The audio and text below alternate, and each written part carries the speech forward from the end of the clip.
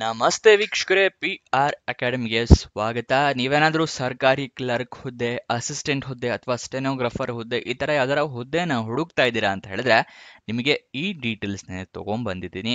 ತಿಂಗಳಿಗೆ 2,15,000 ರೂಪಾಯಿ ತನಕ ಸ್ಯಾಲರಿ ಸಿಗುವಂತಹ ಜಾಬ್ಗಳ ಡೀಟೇಲ್ಸ್ನ ತಗೊಂಡ್ಬಂದಿದ್ದೀವಿ.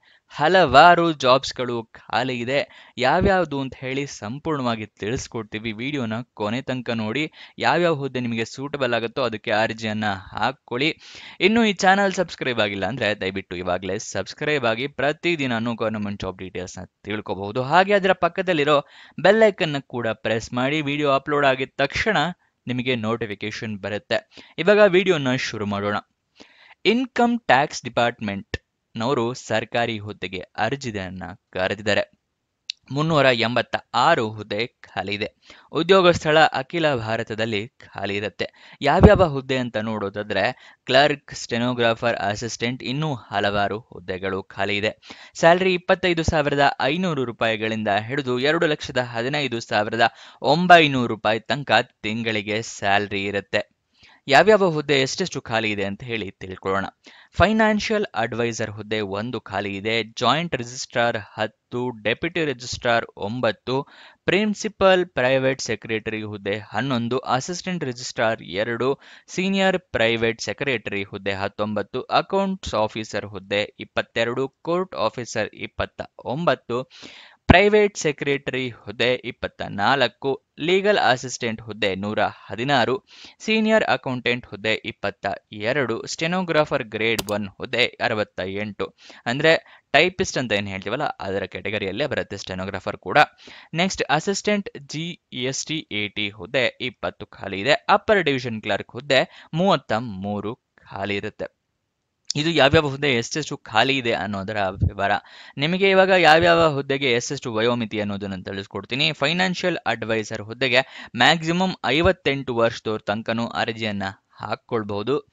ಮತ್ತೆ ಅಪ್ಪರ್ ಡಿವಿಷನ್ ಕ್ಲರ್ಕ್ ಹುದ್ದೆಗೆ 58 ವರ್ಷ ಮ್ಯಾಕ್ಸಿಮಮ್ ಏಜ್ ಲಿಮಿಟ್ ಆಗಿರುತ್ತೆ. ಇನ್ನೆಲ್ಲ ಹುದ್ದೆಗೂ ಕೂಡ ಮ್ಯಾಕ್ಸಿಮಮ್ 56 ವರ್ಷದವ್ರ ತನಕನೂ ಅರ್ಜಿಯನ್ನ ಹಾಕೊಳ್ಬಹುದು. ಗೊತ್ತಾಯ್ತಲ್ವಾ? 56, 58 ವರ್ಷದವ್ರ ತನಕನೂ ಎಲ್ಲರೂ ಅರ್ಜಿಯನ್ನ ಹಾಕೊಳ್ಬಹುದು. ಅದಕ್ಕೋಸ್ಕರ ಎಲ್ಲರೂ ಅರ್ಜಿಯನ್ನ ಹಾಕೊಳ್ಳಿ, ಈ ಜಾಬ್ಗಳನ್ನ ನೆಮ್ಮದಾಗಿಸ್ಕೊಳ್ಳಿ.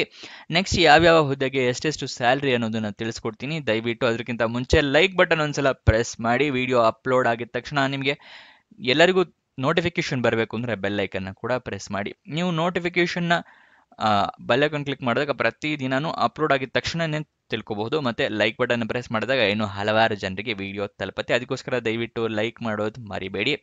ಇವಾಗ ಯಾವ್ಯಾವ ಹುದ್ದೆಗೆ ಎಷ್ಟೆಷ್ಟು ಸ್ಯಾಲರಿ ಇದೆ ಅಂತ ತಿಳ್ಕೊಳ್ಳೋದಾದ್ರೆ ಫೈನಾನ್ಷಿಯಲ್ ಅಡ್ವೈಸರ್ ಹುದ್ದೆಗೆ 1,23,100 ರೂಪಾಯಿಂದ ಹಿಡಿದು 2,15,900 ರೂಪಾಯಿ ಇದೆ. ಜಾಯಿಂಟ್ ರಿಜಿಸ್ಟ್ರಾರ್ ಹುದ್ದೆಗೆ 78,800 ರೂಪಾಯಿಂದ ಹಿಡಿದು 2,09,200 ರೂಪಾಯಿ. ಡೆಪ್ಯೂಟಿ ರಿಜಿಸ್ಟ್ರಾರ್ ಹುದ್ದೆಗೆ 67,700 ರೂಪಾಯಿಂದ ಹಿಡಿದು 2,08,700 ರೂಪಾಯಿ. ಪ್ರಿನ್ಸಿಪಲ್ ಪ್ರೈವೇಟ್ ಸೆಕ್ರೆಟರಿ ಹುದ್ದೆಗೂ ಕೂಡ ಅದೇ ಸ್ಯಾಲರಿ ಇರುತ್ತೆ. ಅಸಿಸ್ಟೆಂಟ್ ರಿಜಿಸ್ಟ್ರಾರ್ ಹುದ್ದೆಗೆ 56,100 ರೂಪಾಯಿಂದ ಹಿಡಿದು 1,77,500 ರೂಪಾಯಿ. ಸೀನಿಯರ್ ಪ್ರೈವೇಟ್ ಸೆಕ್ರೆಟರಿ ಹುದ್ದೆಗೆ 47,600 ರೂಪಾಯಿಂದ ಹಿಡಿದು 1,51,100 ರೂಪಾಯಿ. ಅಕೌಂಟ್ಸ್ ಆಫೀಸರ್ ಹುದ್ದೆಗೆ 56,100 ರೂಪಾಯಿಂದ ಹಿಡಿದು 1,77,500 ರೂಪಾಯಿ. ಮತ್ತೆ ಕೋರ್ಟ್ ಆಫೀಸರ್ ಮತ್ತೆ ಪ್ರೈವೇಟ್ ಸೆಕ್ರೆಟರಿ ಎರಡು ಹುದ್ದೆಗೂ ಬೇರೆ ಇದೆ. ಕೋರ್ಟ್ ಆಫೀಸರ್ ಹುದ್ದೆಗೆ 47,600ರಿಂದ ಹಿಡಿದು 1,51,100 ರೂಪಾಯಿ. ಪ್ರೈವೇಟ್ ಸೆಕ್ರೆಟರಿ ಹುದ್ದೆಗೆ 44,900 ರೂಪಾಯಿಂದ ಹಿಡಿದು 1,42,400 ರೂಪಾಯಿ. ನೆಕ್ಸ್ಟ್ ಯಾವ ಹುದ್ದೆಗೆ ಏನೇನು ಅಂತ ತಿಳಿಸ್ಕೊಡ್ತೀನಿ. ಅದಕ್ಕಿಂತ ಮುಂಚೆ ನಿಮಗೆ ಗೊತ್ತಿರಲಿಲ್ಲ ಅಥವಾ ಹೊಸ ವೀಕ್ಷಕರಾಗಿದ್ದರೆ ತಿಳಿಸ್ಕೊಡ್ತಾ ಇದ್ದೀನಿ. ವೆಬ್ಸೈಟ್ನ ಕ್ರಿಯೇಟ್ ಮಾಡಿದ್ದೀವಿ. ನಿಮ್ಗೇನಾದರೂ ಗೊತ್ತಿದೆ ಅಂತ ಹೇಳಿದ್ರೆ ಈ 1-2 ನಿಮಿಷನ 1-1.5 ನಿಮಿಷನ ಸ್ಕಿಪ್ ಮಾಡಿ ಮುಂದಕ್ಕೆ ಹೋಗಿ ಫಾರ್ವರ್ಡ್ ಮಾಡ್ಕೊಡಿ. ಗೊತ್ತಿಲ್ಲದಿರೋರಿಗೆ ತಿಳಿಸ್ಕೊಡ್ತೀನಿ. Karnataka government job, central government, 10th pass, 12th pass, degree jobs ಈ ಥರ ಹಲವಾರು ಜಾಬ್ ಡೀಟೇಲ್ಸ್ನ ನಮ್ಮ ವೆಬ್ಸೈಟ್ನಲ್ಲಿ ಪ್ರತಿ ದಿನನೂ ಅಪ್ಲೋಡ್ ಮಾಡ್ತೀವಿ. ಇದರ ಲಿಂಕು ನಿಮಗೆ ಡಿಸ್ಕ್ರಿಪ್ಷನ್ ಮತ್ತು ಕಮೆಂಟ್ ಬಾಕ್ಸ್ನಲ್ಲಿ ಕೊಟ್ಟಿದ್ದೀವಿ. PRGOVTJOBS.com ಅಂತ ನಮ್ಮ ವೆಬ್ಸೈಟ್ನ ಲಿಂಕ್ ಆಗಿರುತ್ತೆ. prgovernmentjobs.com ಅಂತ ಹೇಳಿ. ಇಲ್ಲಿ ಹಲವಾರು ಜಾಬ್ಸ್ಗಳ ಬಟನ್ ಇದೆಯಲ್ಲ, ಇಲ್ಲಿ ಕನ್ನಡದಲ್ಲೂ ಕೂಡ ಅದೇ ಬಟನ್ಗಳನ್ನ ಕೊಟ್ಟಿದ್ವಿ. ಮತ್ತೆ ಸ್ವಲ್ಪ ಸ್ಕ್ರೋಲ್ ಡೌನ್ ಮಾಡಿದ್ರೆ ಇಲ್ಲಿ Karnataka government job, central government, 10th pass ಇದರ ಲಿಸ್ಟ್ಗಳಿದೆ. ಮೋರ್ ಜಾಬ್ಸ್ ಕ್ಲಿಕ್ ಮಾಡಿದ್ರೆ ಇನ್ನೂ ಹಲವಾರು ಜಾಬ್ಸ್ ಓಪನ್ ಆಗುತ್ತೆ. ನೆಕ್ಸ್ಟ್ ನಿಮಗೆ ಇದರಲ್ಲಿ ಜಾಬ್ ಅಪ್ಲೋಡ್ ಆಗಿದ ತಕ್ಷಣ ಹೇಗೆ ಗೊತ್ತಾಗುತ್ತೆ ಅಂತ ಹೇಳಿದ್ರೆ ವಾಟ್ಸಪ್ ಮತ್ತೆ ಟೆಲಿಗ್ರಾಮ್ನಲ್ಲಿ ಪ್ರತಿದಿನನೂ ನಿಮಗೆ ಲಿಂಕ್ನ ಪ್ರೊವೈಡ್ ಮಾಡ್ತೀವಿ. ಯಾವ್ಯಾವ ಜಾಬ್ ಡೀಟೇಲ್ಸ್ ಅಪ್ಲೋಡ್ ಆಗಿದೆ ಅದರ ಲಿಂಕು, ಮತ್ತೆ ಯಾವ್ದಾದ್ರು ಜಾಬ್ ಕೊನೆಗೊಳ್ತಾ ಇದ್ದಾರೆ, ಯಾವ ದಿನ ಕೊನೆಗೊಳ್ತಾ ಇದೆ ಅದರ ಲಿಂಕು, ಅದರ ಹೆಸರು, ಇದಿಷ್ಟನ್ನು ಪ್ರತಿದಿನ ಪ್ರೊವೈಡ್ ಮಾಡ್ತೀವಿ. ಸೊ ವಾಟ್ಸಪ್ ಮತ್ತೆ ಟೆಲಿಗ್ರಾಮ್ ಚಾನಲ್ನ ಫಾಲೋ ಮಾಡೋದು ಮರಿಬೇಡಿ. ಇದರ ಲಿಂಕು ನಿಮಗೆ ಡಿಸ್ಕ್ರಿಪ್ಷನ್ನಲ್ಲೇ ಕೊಟ್ಟಿರ್ತೀವಿ. ಇಲ್ಲ ಅಂತ ಹೇಳಿದ್ರೆ ಇದೇ ವೆಬ್ಸೈಟ್ನಲ್ಲಿ ಕೂಡ ಈ ಥರ ಬಟನ್ಸ್ಗಳಿದೆ ವಾಟ್ಸಪ್ ಮತ್ತು ಟೆಲಿಗ್ರಾಮ್ನ, ಇಲ್ಲಿಂದ ಕೂಡ ಕ್ಲಿಕ್ ಮಾಡಿ ಜಾಯಿನ್ ಆಗಬಹುದು. ಇವಾಗ ನೆಕ್ಸ್ಟ್ ಡೀಟೇಲ್ಸ್ನ ಮುಂದುವರ್ಸೋಣ. ಲೀಗಲ್ ಅಸಿಸ್ಟೆಂಟ್ ಹುದ್ದೆಗೆ 67,700 ರೂಪಾಯಿಂದ ಹಿಡಿದು 2,08,700 ರೂಪಾಯಿ ತನಕ ಸ್ಯಾಲ್ರಿ ಇರುತ್ತೆ. Same salary senior accountant, stenographer grade 1 ಮತ್ತೆ ಅಸಿಸ್ಟೆಂಟ್ GST/AT ಹುದ್ದೆಗೂ ಕೂಡ ಸೇಮ್ ಇರುತ್ತೆ.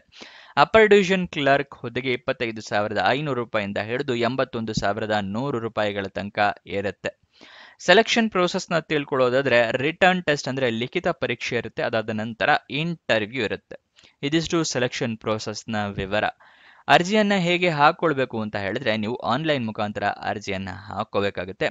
ಮತ್ತೆ ಆ ಆನ್ಲೈನ್ ಅರ್ಜಿಯನ್ನ ಹಾಕಿರ್ತೀರಲ್ಲ ಅದನ್ನ ಪ್ರಿಂಟ್ಔಟ್ ತಗೊಂಡು ಫಿಲಪ್ ಮಾಡಿ ಫಸ್ಟ್ ಅಂತ ತಿಳಿಸ್ಕೊಡ್ತಾ ಇದ್ದೀನಿ. ಹಲವಾರು ಜನ ಕೇಳ್ತಾ ಇರ್ತೀರ ಕಮೆಂಟ್ ಬಾಕ್ಸ್ನಲ್ಲಿ, ಮೊದಲು ಆನ್ಲೈನಲ್ಲಿ ಎಲ್ಲ ಡೀಟೇಲ್ಸ್ನ ಫಿಲಪ್ ಮಾಡಿ ಅಪ್ಲಿಕೇಶನ್ನ ಆನ್ಲೈನಲ್ಲಿ ಅರ್ಜಿಯನ್ನು ಹಾಕ್ಕೊಳ್ತೀರ.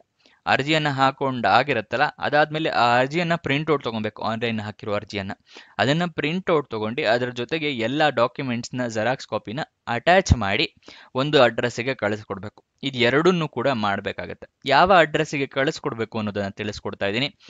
Under secretary AD1C branch, department of revenue, ministry of finance, north block, new Delhi 110001.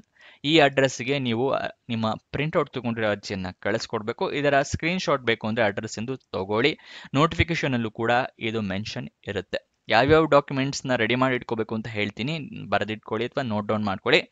ID proof ಬೇಕಾಗುತ್ತೆ, ಅಂದರೆ ಫೋಟೋ ಇರುವಂತಹ ID proof, Aadhaar card, voter ID ಅಥವಾ ಪಾನ್ ಕಾರ್ಡ್. ಏಜ್ ಪ್ರೂಫಿಗೆ SLC ಮಾರ್ಕ್ಸ್ ಕಾರ್ಡ್ ಅಥವಾ ಬರ್ತ್ ಸರ್ಟಿಫಿಕೇಟ್ ಬೇಕಾಗುತ್ತೆ. ನಿಮ್ಮ ರೆಸ್ಯೂಮೆಯನ್ನು ರೆಡಿ ಇಟ್ಕೊಂಡು ರಜೆಯಲ್ಲಿ ಕೇಳಿದ್ರೆ ಉಪಯೋಗ ಆಗುತ್ತೆ. ಮತ್ತೆ ನಿಮ್ಮ ಪಾಸ್ಪೋರ್ಟ್ ಸೈಜ್ ಫೋಟೋ ಇಟ್ಕೊಂಡಿರಿ. ಮತ್ತೆ ಎಕ್ಸ್ಪೀರಿಯನ್ಸ್ ಏನಾದರೂ ಇದ್ರೆ ಎಕ್ಸ್ಪೀರಿಯನ್ಸ್ ಸರ್ಟಿಫಿಕೇಟ್ನ ರೆಡಿ ಮಾಡಿ ಇಟ್ಕೊಳ್ಳಿ. ಇವಾಗ ಅಪ್ಲಿಕೇಶನ್ ಓಪನ್ ಆಗಿ ದಿನಾಂಕ ನೋಡೋದಾದ್ರೆ 14 ಆಗಸ್ಟಿಗೆ ಓಪನ್ ಆಗಿದೆ. ಕೊನೆಯ ದಿನಾಂಕ 29 ಆಗಸ್ಟ್ 2025 ತನಕ ಕಾಲಾವಕಾಶ ಇರುತ್ತೆ. ಅಷ್ಟರೊಳಗಡೆ ನೀವು ಆನ್ಲೈನ್ ಅರ್ಜಿಯನ್ನು ಹಾಕೋಬೇಕು. ಆನ್ಲೈನ್ ಅರ್ಜಿ ಪ್ರಿಂಟ್ಔಟ್ ತೊಗೊಂಡಿರ್ತಿಲ್ಲ ಅದನ್ನು ಕೂಡ 29 ಆಗಸ್ಟ್ ಒಳಗಡೆ ಕಳಿಸ್ಕೊಡ್ಬೇಕಾಗತ್ತೆ. ಅಫಿಷಿಯಲ್ ನೋಟಿಫಿಕೇಶನ್ ಮತ್ತೆ ಅಪ್ಲಿಕೇಶನ್ ಫಾರಮ್ನ ನಿಮಗೆ ಇಲ್ಲಿ ಕೊಟ್ಟಿದ್ದೀವಲ್ಲ ಲಿಂಕು, ಇಲ್ಲಿಂದ ಕ್ಲಿಕ್ ಮಾಡಿದ್ರೆ ಓಪನ್ ಆಗುತ್ತೆ. ಈ ರೀತಿ ನೋಟಿಫಿಕೇಶನ್ ಇದೆ. ಸ್ಕ್ರೋಲ್ ಡೌನ್ ಮಾಡಿದ್ರೆ ನಿಮಗೆ ಅಪ್ಲಿಕೇಶನ್ ಫಾರಮ್ ಕೂಡ ಇಲ್ಲೇ ಕೆಳಗಡೆ ಸಿಗುತ್ತೆ. ನಿಮಗೆ ತೋರಿಸ್ಕೊಡ್ತೀನಿ ಈಗ. ಇಲ್ಲಿ ನೋಡಿ, ಇದು ಅಪ್ಲಿಕೇಶನ್ ಫಾರಮ್, ಗೊತ್ತಾಯ್ತಲ್ವಾ? ನೆಕ್ಸ್ಟ್ ಇದರ ಕೆಳಗಡೆನೆ ಆನ್ಲೈನ್ ಅಪ್ಲಿಕೇಶನ್ನ ಲಿಂಕ್ ಕೂಡ ಕೊಟ್ಟಿದ್ದೀನಿ. ಅದನ್ನು ಕ್ಲಿಕ್ ಮಾಡಿದ್ರೆ ಈ ರೀತಿ ಪೇಜ್ ಓಪನ್ ಆಗುತ್ತೆ. ನೀವೇನಾದರೂ ಮುಂಚೆ ಲಾಗಿನ್ ಆಗಿದ್ದರೆ ಇಲ್ಲಿ ಇಮೇಲ್ ID ಪಾಸ್ವರ್ಡ್ ಕೊಡಿ. ಲಾಗಿನ್ ಆಗಿರಲಿಲ್ಲ, ಹೊಸದಾಗಿ ರಿಜಿಸ್ಟರ್ ಮಾಡಬೇಕು ಅಂದರೆ ಇಲ್ಲಿ ರಿಜಿಸ್ಟರ್ ಅಂತ ಇದೆಯಲ್ಲ, ಇದನ್ನು ಕ್ಲಿಕ್ ಮಾಡಿ ಇಲ್ಲಿ ಎಲ್ಲ ಡೀಟೇಲ್ಸ್ನ ಫಿಲ್ ಮಾಡಿ ಸೈನ್ ಅಪ್ ಆದರೆ ಅದಾದ ನಂತರ ನೀವು ಲಾಗಿನ್ ಆಗಬಹುದು ಇಮೇಲ್ ID ಪಾಸ್ವರ್ಡ್ ಕೊಟ್ಟು.